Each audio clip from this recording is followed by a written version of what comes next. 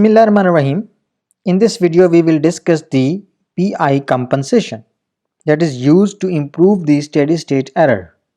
So in the last video, we have discussed this system.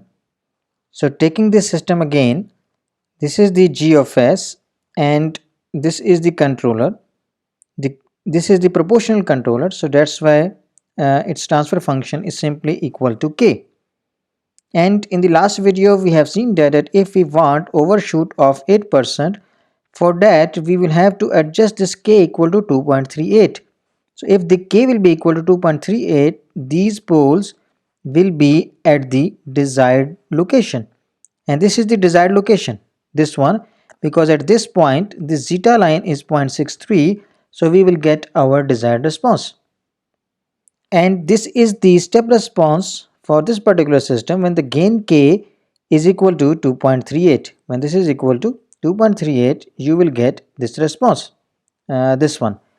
So we have applied the step input, but we have the steady state error that is equal to 29.4%, but our overshoot is equal to 8% according to the damping factor that we have adjusted. Now, in order to improve the steady state error, we introduce an integrator. So if we introduce an integrator, then the transfer function of this compensator will be equal to K by S. 1 by S is basically the integrator, right? Okay, so when we will introduce that integrator, as you can see over here, the transfer function of the compensator is now K by S. What will be the feed forward transfer function? That will be obtained by multiplying these together, K by S into 3 over S plus 1 into S plus 3. So the net open loop transfer function is this one, and here you can see that S is introduced, so the type of the system has increased. Now we have the pole at the origin, and the type of the system depends upon the number of poles at the origin, so it's a type 1 system now.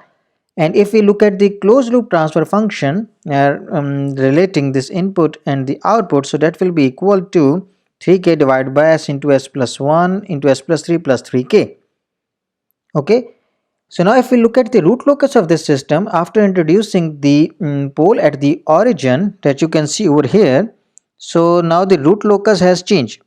These are our open loop poles when k is equal to 0, but when the k is going to be changed from 0 towards infinity, these poles are going to move like this. This pole will move over here, and this pole will move towards the 0 that is sitting at the infinity. All of these poles are moving towards the zeros which are sitting at the infinity. So now you can see there is the j omega crossover, and because of the addition of this pole at the origin, we have the destabilization effect. Our system will become unstable for certain value of the k, because you can see the root locus is entering into the right half plane. So now root locus crosses the or enters into the right half plane. So we can say integrator has had a destabilizing effect on the closed loop system when we have increased the type of the system to 1 by introducing this integrator. And you can also see that the desired poles are not at the root locus. These were our desired poles for the damping factor of 0.63 and overshoot of 8%. This was the desired position of the closed loop poles. But if we introduce an integrator to reduce the steady state error, so what is the impact? The root locus has changed and the desired poles are over here, which are no more at the root locus. So what we will have to do, we will have to see that what is the angle deficiency. We will compensate that angle deficiency with the help of the introduction of a 0. Okay, so we will calculate the angle of the resulting system, that is this one, with respect to our desired pole position. And we know that if we want the root locus to be at this position, so the angle at this position should be the odd multiple of plus minus 180 degree. Okay, so we have this angle condition, and if this angle condition is satisfied, so that pole will be at the root locus. Now let's calculate the angle for this particular condition. Our open loop transfer function is this one, and if we want to calculate the angle at S1, that is the desired pole location, so we will be replacing this S with that value of the desired pole, right? So that is at minus 2 plus 2.5 J. So now we will be using this one over here, and over here, and we will calculate the angle. So how to calculate the angle? This is our desired pole, and the one pole is at origin. That is because of the integrator that we have introduced. So we will be calculating this angle, and this can be calculated by considering this right angle triangle like this. So in this, you can say this portion is equal to 2, and this imaginary part, this one is 2.5. So tangent inverse of 2.5 by 2, and you will have to subtract it by from 180 degree, because you are considering this angle. So this comes out to be 128.660 degree. That is this one. So this is the angle of the pole at this 0 with the desired position of the pole, desired closed loop poles. Now similarly, calculating the angle of the second pole, so we will be joining that pole with the open loop pole, that is at S is equal to minus 1, and we will evaluate, we will find out the angle. Again we can use this triangle, right? And over here this part is equal to 1, and this distance remains same, 2.5. So 2.5 divided by 1, tangent inverse of that one, we will get this angle, and if we subtract it from 180, we will get this theta 2, right? So theta 2 will be equal to 111.80. And now calculating this angle theta 3, so again we are going to consider this triangle, right? And in this part is equal to 1, and this is same 2.5. So 2.5 divided by 1, tangent inverse of that one, we will get theta 3, so that is equal to 68.20. So now the angle of this one is theta 1, so when it will go into the numerator, that will be minus theta 1, and the angle of this portion is minus theta 2, and the angle of this portion is minus theta 3, and we have calculated all of these angles. So you can see over here, using these angles over here and finding out the net angle, so that is minus 308.66. It should have been equal to an odd multiple of 180. So if we look at this one and compare it with 180 degrees, so excess angle is 128.66. so we will have to bring it to 180 degree. So what we can do for this one, right? So if I say that I am going to introduce a 0 at this position, right at the origin, so the 0 angle will be positive because that will be in the numerator, right? So what will be the angle of that 0 with the desired pole? So whatever is the angle of this theta 1, same will be the angle of that 0. So this will be cancelled out, and our resulting angle will be equal to 180 degree. So it means then this closed loop pole will be at the root locus, because it is going to fulfill the angle condition. So a 0 at the origin would do, but what would but that would cancel the pole at the origin. We can introduce a 0 over here right at this point to make the angle equal to 180 degrees, so that this set of poles comes over the root locus, but that would cancel the pole at the origin. So what we can do, we can introduce a pole very close to the 0.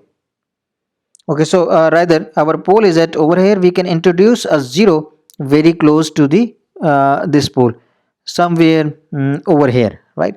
So what will be the impact of that one? That will nearly cancel the angle of this particular pole, right?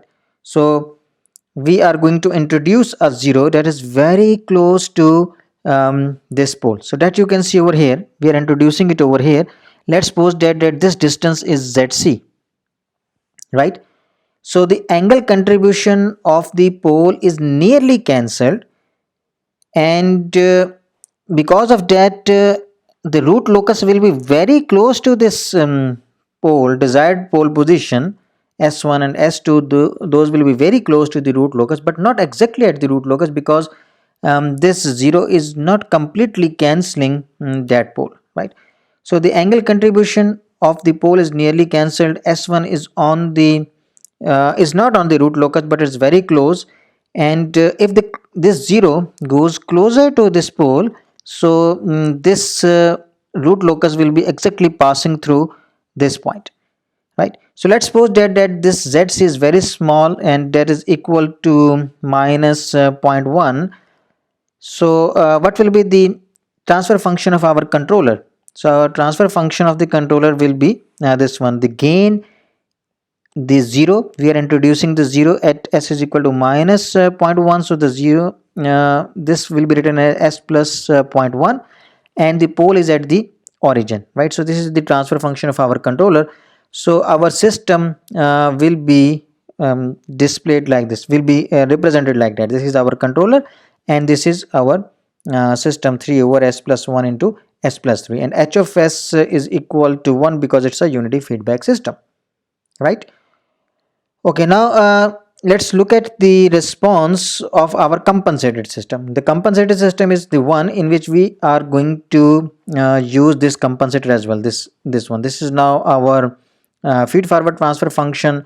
So if we look at the root locus of that system, where we have introduced a 0 at minus 0.1 and the pole at the origin, so the root locus appears like that. And here you can see now the root locus is going to pass through the desired pole locations, right? So this pole is moving like this, and this pole is moving like this when we have introduced the 0 over here.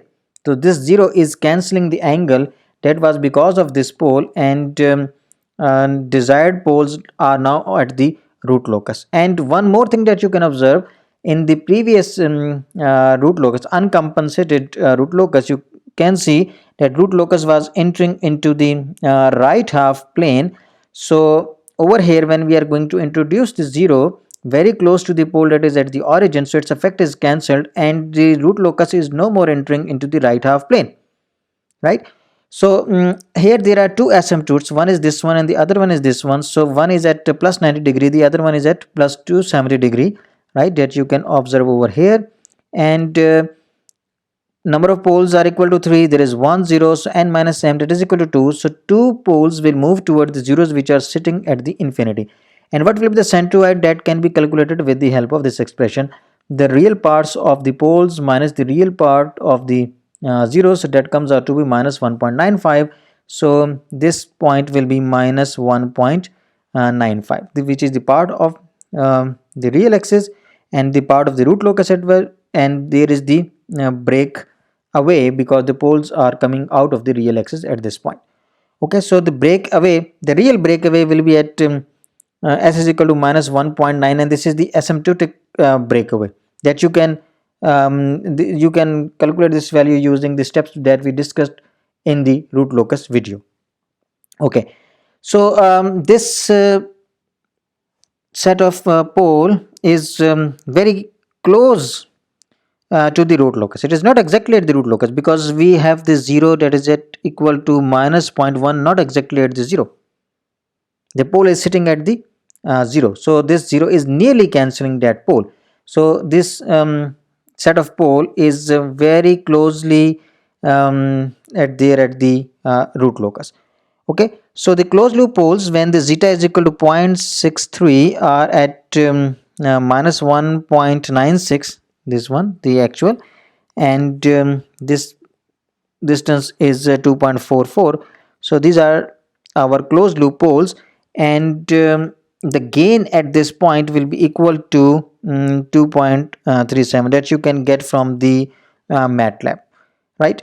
So now if we look at the step response, the step response will be like that, this is the input that we have applied, the unit step input, and This one is the response of the uncompensated system when there was no compensator. So this is the response. You can see there is a huge error of 29% in the steady state, right? But once we introduce an integrator at the origin, and then we introduce the zero, so the step response of the system changes like that. Here you can see there is the zero steady state error. ESS goes to zero, and your system response is modified like this. So pole and zero pair near the origin nearly cancel each other, and the closed loop poles are close to the desired location, and the steady state error is zero, and there are slow transient as the error is integrated out, and there is the increment in the type of your system. It is now 1 because we have introduced an integrator at the origin. So our second order approximation is valid over here, and our desired poles, our closed loop poles are very close to the desired location, and these are the poles. One pole is at the origin and the other set of pole is this one, and there is 1 0 which is located at s is equal to -1. Okay, so in generic, your PI compensator with the system is represented like that. This is your system, and this one is your PI compensator having a 0 that is very close to the pole which is introduced at the origin. Okay, so the compensator transfer function is this one, and this can be written like that k into 1 plus a over s, and if we multiply this one, this is k, and this can be written as a k by s. So this is basically the proportional part of this PI compensator, and this is the integral part, and a into k, this is the integral gain, right? So this a into k will be very small in this compensation. Why? Because this a is very small. We introduced the 0 very close to the pole so that it nearly cancelled out the effect of that pole. So that's why the ki will be very small, as a is going to be very small. Okay, so for this diagram, here I can say that this UFS will be equal to this error multiplied by this transfer function. So UFS into the compensator. So compensator is k into s plus a divided by s. So it can be written like that, and finally we can write down this equation. So your error is has two parts. One part is the proportional part, and the other part is the integral part. It's multiplied with the integral part, right? So here we have the integral gain that is equal to a into k, and the proportional gain is equal to the gain of your compensator, that is this k. Okay, so this can be drawn like that because you can see this error is multiplied with this part that is shown over here, and this portion error is multiplied with the integrator and the gain. So that is this one error. Here you have the error E of s, and it is multiplied with ki by s. So these two are summed together over this node, and that input is applied to your system. Okay, so compensator transfer function is this one, that is the PI compensator. So in this this can be written like that, where kp is simply the k and ki is equal to a into k. So controller adds a pole at the origin and a 0 nearby, and the pole at the origin, that is the integrator, increases system time and improves the steady state error, because we have seen already in the previous videos that if we introduce an integrator, the steady state error can be minimized. So 0 near the origin nearly cancels the added pole, leaving the transient response nearly unchanged, that you can observe over here. The steady state error is going to be improved, but your transient specifications are not updated over here significantly. So 0 near the added pole changes the steady state error. Okay, so now let's look at that. What is the effect of the position of that 0 at the response? So if we introduce the 0 very close to this pole, you can see zc is equal to 0.1. So what is the response? Here you can see that this curve is for z is equal to 0.1. So this is the response of your system, and here you can see the steady state error and the transient response. Okay, and now if I say that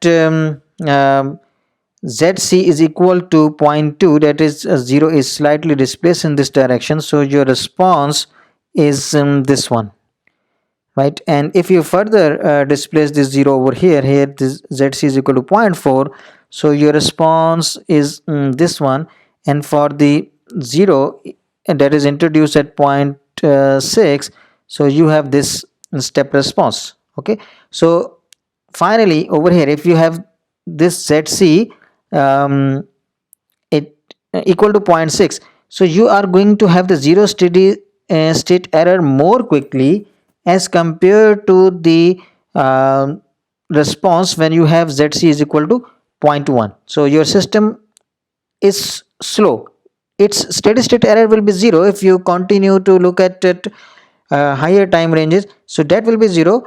But if you increase the distance of 0 from this pole, so here you can see it is going to quickly attain the 0 steady state error. So the response of your system is updated because of the position of the 0, right? Okay, so if I summarize this video, what we have discussed the PI compensation, that we can introduce a pole at the origin to minimize the steady state error, but along with that we introduce a 0 that is very close, so that the desired closed loop poles are at the specific position, and we control the overshoot in the system. But majorly with the help of this PI compensation, we control the steady state error. This PI compensation is for steady state error. For the transient response control, we will be discussing the PD compensation in the upcoming videos. That's all from this video. Thank you very much.